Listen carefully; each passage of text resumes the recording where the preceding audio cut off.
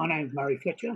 I'm an entomologist and I'm going to share with you some of my favourite Australian insects in this presentation. My favourite insects are the planthoppers. They belong to the order Hemiptera, or true bugs, the suborder Orchiorhyncha with cicadas and leafhoppers and a number of other groups, the infraorder Fulgoromorpha, which includes the superfamily Fulgoridae. And I'll promise you I won't use any of these big words in the rest of the presentation. Almost all the planthoppers are phloem feeding. They feed on the sap of plants. Some of them are apparently fungal feeding, but there are very few of those.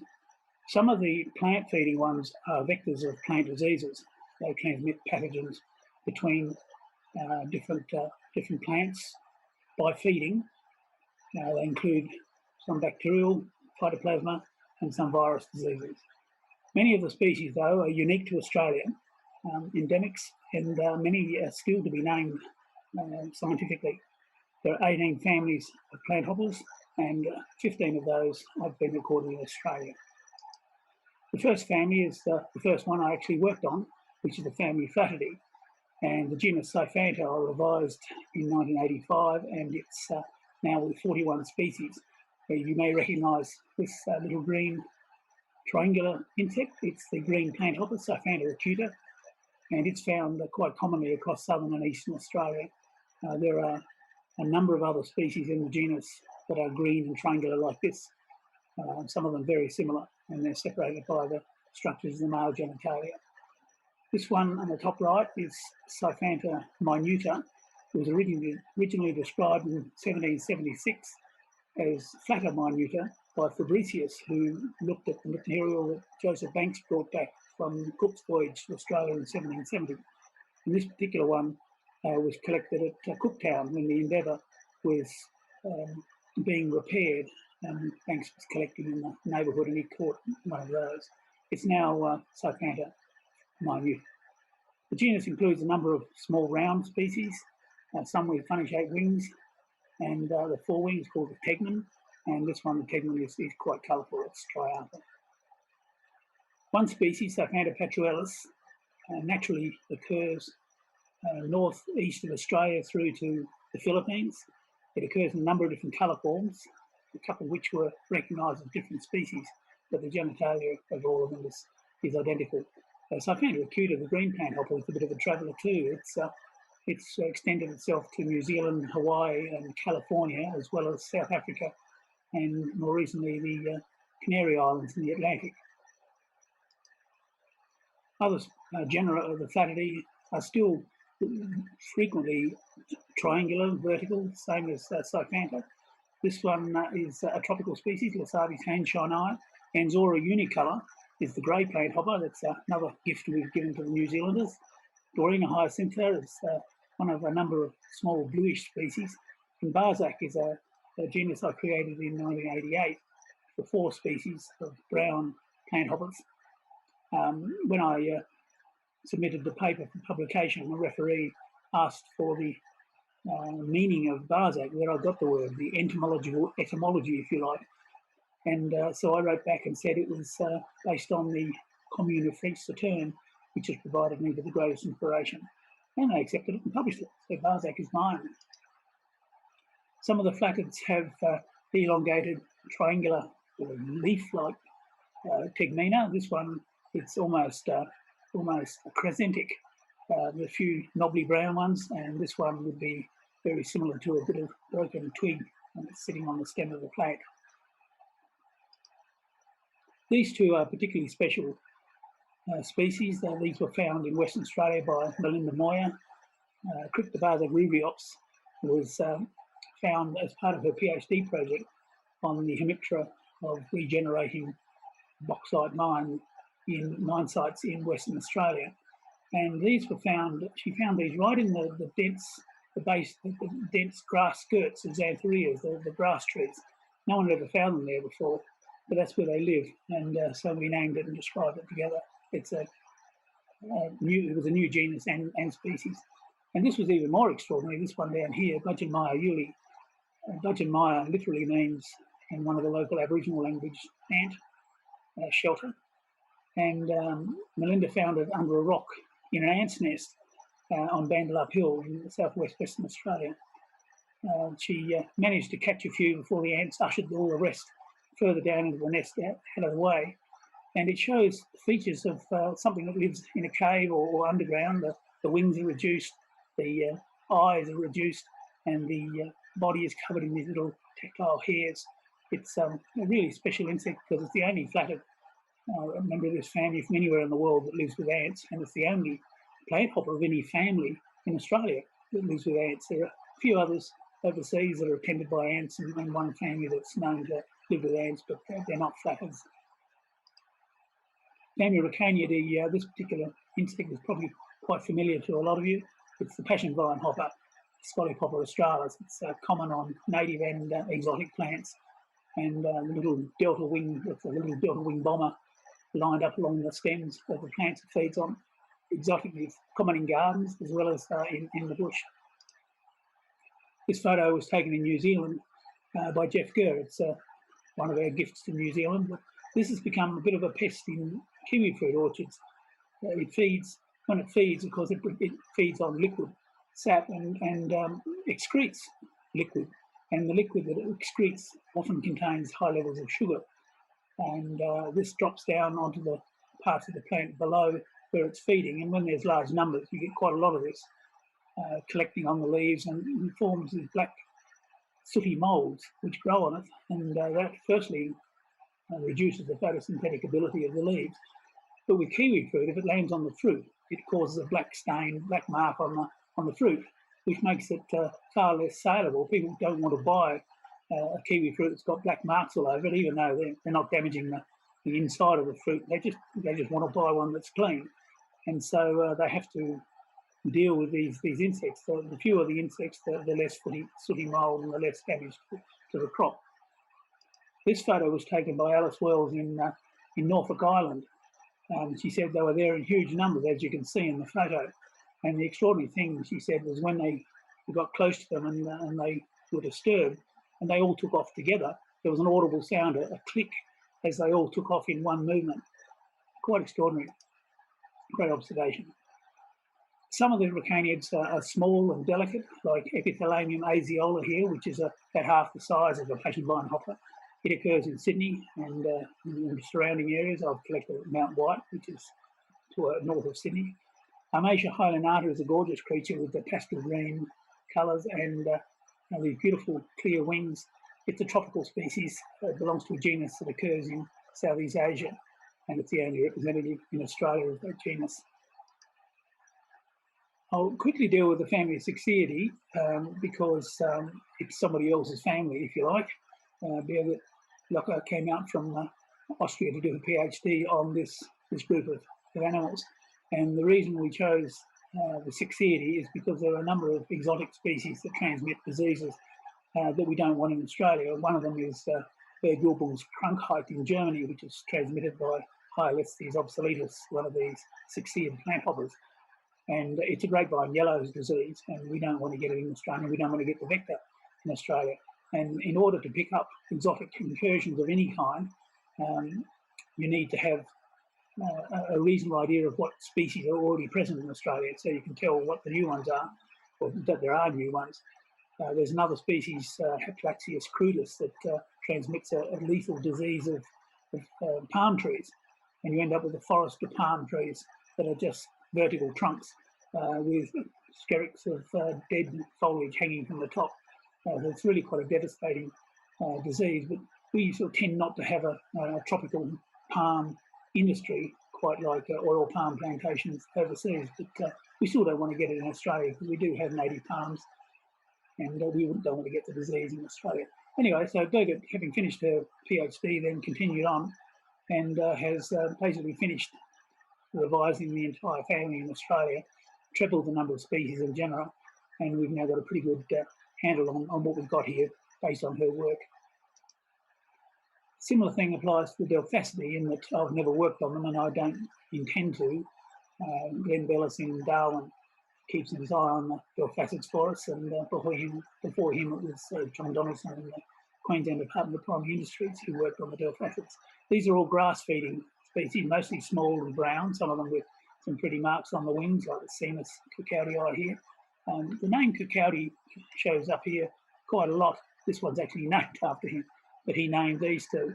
He named a lot of Australian leaf hoppers and plant hoppers, and the reason for that was that one of our native plant hoppers, Perkinsiella saccharisida, was introduced to Hawaii in the late 19th century and devastated the sugarcane plantations there, reduced the height of the cane by about 70%. And it wasn't until many years later, decades later, that they realised, they discovered it was actually a disease transmitted by Perkinsiella and not Perkinsiella itself. But this incursion into Hawaii led the Hawaiians to send two entomologists to Australia, R.C.L. Perkins and Arthur Keebley, and they travelled from North Queensland, Cairns and Kuranda all the way down to Mittagong in the southern highlands of New South Wales and collected large numbers of leafhoppers and plant hoppers and natural enemies of them, and took them all back to Hawaii, where they went to the Hawaiian Sugar Planters Association, a research station where Cixiidae worked. And Cixiidae worked through them and described all the new species, including naming Perkinsiella saccharisida itself. Excuse me. They also found a mirrored bug that was an egg predator of Perkinsiella, and they introduced that to Hawaii, and it did the job. It reduced the population of Perkinsiella, so the sugarcane wasn't so badly affected. The family Lophopidae has a couple of different forms. This one, Lophops saccharisida, also a sugarcane feeding species, looks like it was designed by an Art Deco designer with the curves and the angles in the head and the stripe all the way through it. It's an odd little beast that occurs on sugarcane across Southeast Asia and just extends into Australia. There are more than one species, but we've only got the one in Australia. Most Lophopids look more like this. This is Magia subocelata. We have two species of Magia, both restricted to North Queensland, except for a errant population that's established itself in the tropical palm house in the Royal Botanic Gardens in Sydney. It doesn't live outside in Sydney. But it's interesting that there are one genus, Magia, with two species in Australia and a whole lot of genera in New Guinea. But they don't have Magia and we don't have those genera, so sometimes that's just the way it works out. There is this species in New Guinea, Zophiuma butawangi, that Jeff Gurr at CSU and Charles Dewhurst from Oprah in New Guinea, West New Britain. And we brought Catherine Gitto out from Kenya as a postdoc to work on this disorder it causes, fin-shaving disorder. And one of the outcomes of that project was that she was able to decide, to show that it wasn't a disease, that it was actually feeding of large numbers of the nymphs that caused this dieback to the oil palm leaves. And so all they had to do was manage the population of the nymphs, the plant hopper, and the disorder disappeared. Family Achilidae, most of them are brown, small, and with the tegmina overlapping apically. There are lots of them in Australia, many of them undescribed, except for work that's been done on one tribe, the tribe Achilidae. Some of the brown ones are actually quite attractive. This one, Uia Doddi, was described, named by W.L. Distant, who worked at the Natural History Museum in London. Dodd was the name of the species after was the butterfly man of Kuranda, Frederick Parkhurst Dodd, who's famous as a collector in the early 20th century. Some of the tribe Achilidae in the Achilidae are quite attractive animals. This one here is a North Queensland one, Aniipodiva, again described by Cixiidae. This one, nice green one with a bit of red tinge on it around the margin, is Anabundamurray Fletcher. I have no idea where Linda got that name from. And Achilus flammeus is the red fungus bug, is beautiful red colour, sometimes pink. These little spots are actually just a powdery material that comes off quite easily. But a couple of years ago, there was I sent a photo of one from New Zealand that looks exactly like this. And I thought, oh, it's Achilus flammeus, it's got to New Zealand. But they said, no, it isn't, it's only half the size. So I suspect it's an undescribed species that may in fact be native to New Zealand. We don't have anything that small that look like that over here. The Derbidae are all fairly delicate little creatures, typically found in rainforests. There's a large number in New Guinea that were described by Bernard Zelazny, who described a couple of hundred new species and new genera. The Australian ones have not been studied particularly well, comprehensively, so there's probably lots of new species here in Australia as well. Excuse me. Lida elongata, there's a whole group called the Zoraidini that have the forewings twice the length of the hind wing, and they usually hold them V-shaped over the body while they're resting, and they're quite an interesting little group. But that one here, this is a close-up of its head, and it's very, very narrow with big eyes, with this orange stripe runs all the way down. And while I've got this picture on the screen, I'll show you one of the characteristics of all planthoppers, and that is the second segment of the antenna, which is here and here, are much larger than the first segment and all the remaining segments, which are basically bristle-like. The flagellum is just like a little bristle at the end. And this second segment, the pedicel, is covered in little sensory pits called sensilla. And all planthoppers have this enlarged second segment of the antenna. This is another Derbid, lateral view of the head. This is the second segment of the antenna, and it's so thin, the light goes right through it. You can see through it, and you can see a little sensillae scattered over it, and the flagellum at the end. And this is all the head. Why it's shaped like this, I have no idea. But there's a whole world of these little creatures waiting for someone to discover. Family Fulgoridae includes some of the biggest planthoppers in Australia and indeed in the world. The head is usually extended in front or upwards or curved. One of them is quite big and bulbous. The common name of this family is the lanternflies, and they were given that name based on a report from the early 19th century that when they mate, they light up. And no one else has ever observed that, and it's now been largely dismissed as a myth.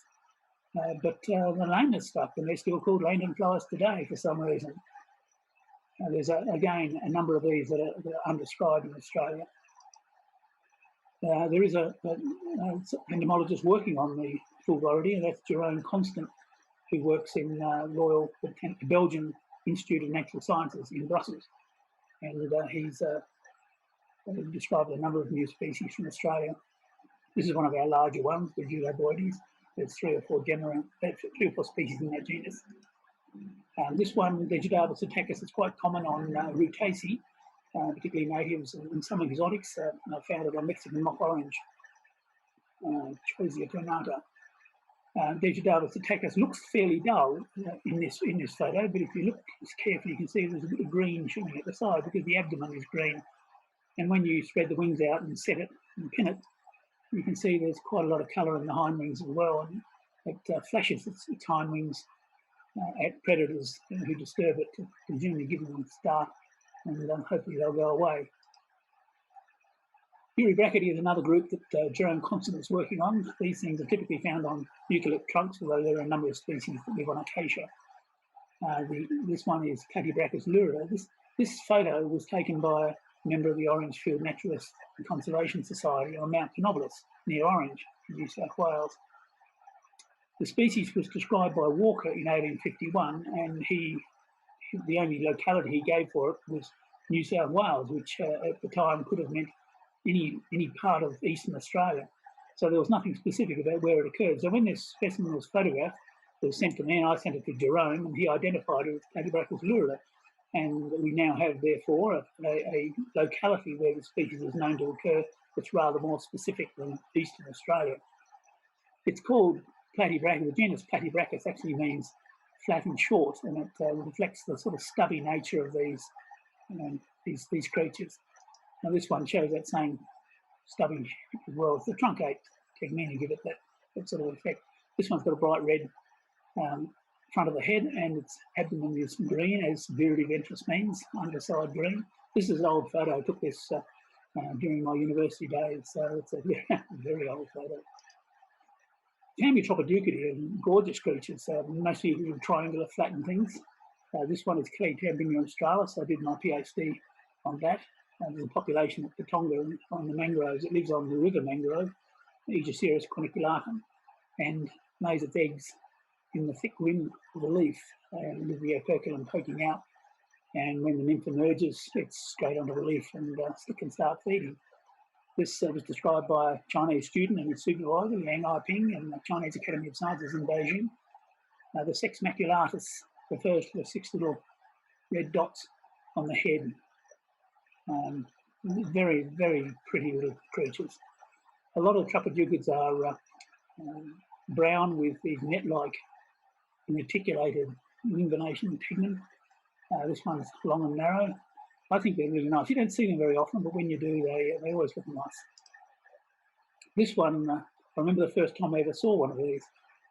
Max Moulds, now cicada man in North Queensland, spent a lot of his younger years travelling the outback roads of Australia, collecting insects wherever he went. And when he returned to Sydney, where he lived at the time, he gave out the specimens that people were interested in. People were working on different groups, so all the leafhoppers and planthoppers from a couple of his trips came my way, and I'm looking through this the store box with all these insects in it and picking out the leafhoppers and planthoppers. And I did a last final scan just to check I hadn't missed anything, and my eye caught this, and I thought, what is that? And he said, I was waiting for you to notice that. Yes, it was a planthopper. I didn't realise that they look like this. I thought it was a cricket when I first saw it. It's got these ridiculous strap wings which don't do anything as far as we can see. It certainly can't fly. And like a lot of these planthoppers that live in arid zone Australia that can't fly, they must have a strategy for surviving extended dry periods. And I suspect it's probably a long-lived, highly resistant egg that can stay in the soil for years, like the seeds of some of the plants that live in the drier areas of Australia and only emerge after rain. But nobody has done any work proving that or what. Dictyopharidae is a small group of green or brown planthoppers usually with the head extended like that. Some of the Fulgoridae have them. This presumably either helps with camouflage or they do have muscles up there to help the sucking apparatus because they all feed on liquid food through a tube being in the order Hemiptera. This Dictyopharidae is a little bit different though. It's Cleotochy murrayi. There are 2 species of Cleotochy recognised. It has a particular coloration. The forelegs, which are down here, are enlarged and black. And the tarsi, which aren't really very obvious in this photo, are white. And I suspect that it behaves much the same as some of the jumping spiders that have little white pedipalps that they signal each other with them to show that I've got this leaf, go away. And if you're a perfectly edible planthopper with no defence, and you can make make spiders think you're another spider, then it'll give you some level of protection, even if you're perfectly harmless. This one, family Issidae, is a group that a Russian colleague has been working on worldwide. This is a reasonably common species, at least in Australia, again, one of Cicaudes. But one of the species, Clamidopteryx mammoides, I didn't have anything to do with the name. That was my co-author. But these things don't do anything other than look obvious, and they look just like the headlight front eyes on a salticid spider. And as you can see from the general overall shape, they could be mistaken for a spider, especially if they're looking at you with these big orbs. The eyes are actually here, and these are just ornaments, but they make them look a lot like a little jumping spider. Nogodinidae, I like these. They're little compact little creatures, again, not collected very often, not well known in Australia. Probably lots of species in the tropics. This little group of Nogodinids, Melinda has coined the term pebblebug, which I think is an ideal name. They don't have hind wings, they can't fly, and again, they're associated particularly with the arid zone. The curved convex tegmina probably helped cover the spiracles and reduce evaporation through respiration. And but very little is known about them, and there's just a handful of them, handful of pebbles. The other 2 families that I'll deal with are the Caliscelidae, which only has 1 described species in Australia. It was originally described as 2 species, the male and the female were later shown to be the same species, the male and female the same species. And Alba lineatus, it was Cicaude again who described that. There are a few undescribed species. They're very short wing cases. Again, arid zone species in many cases. And the family Meonoplidae, which I know there's not much to say about them. There's 2 genera and a handful of species. And although I still think they're cute little animals with the ridges on their head. All right, that's a little bit about the plant hoppers of Australia. If you want any further information, the New South Wales Department of Primary Industry has identification keys, pictorial keys, and information on the distributions and the images of many of the species. And the Australian Faunal Directory has maps of each species distribution based on the bioregions of Australia and a lot of taxonomic information, as well as images of many other species. I'd like to acknowledge John Evans, who was director of the Australian Museum and one of my early mentors, and he was looking for someone that he could get started on the plant hoppers, as he had worked through a lot of the leaf hoppers of Australia, and he wanted to get someone to work on the plant hoppers, and I was the lucky one that took up the challenge. Birgit Lucker and Melinda Moyer are both avid students of Australian plant hoppers, and will continue to publish on them in the future. Jeff Gurr and Marie-Claude Lariviere. Jeff is a colleague who was a co-supervisor with Marie-Claude and myself of Birgit's PhD project some years ago. Great collaborative worker. And Marie-Claude did the New Zealand fauna, particularly the Cixiidae, which is why we brought her in for that supervisory role. The images I've used, Nick Monaghan, you would have seen a lot of those labelled photo by Nick Monaghan on his Life Unseen website. Peter Chu has a photographic catalogue of the insects of Brisbane. They're both websites that are really worth cruising through and having a look. Dennis Crawford, I've used a couple of his photos. S.A. Jasper, the photo of Magia subocelata is hers. And a lot of colleagues around Australia and overseas have allowed me to use their photos as well, both on the website and the AFD, the Australian Faunal Directory, and in this presentation. And that's why I think the plant hoppers of Australia are my favourite insects. Thank you.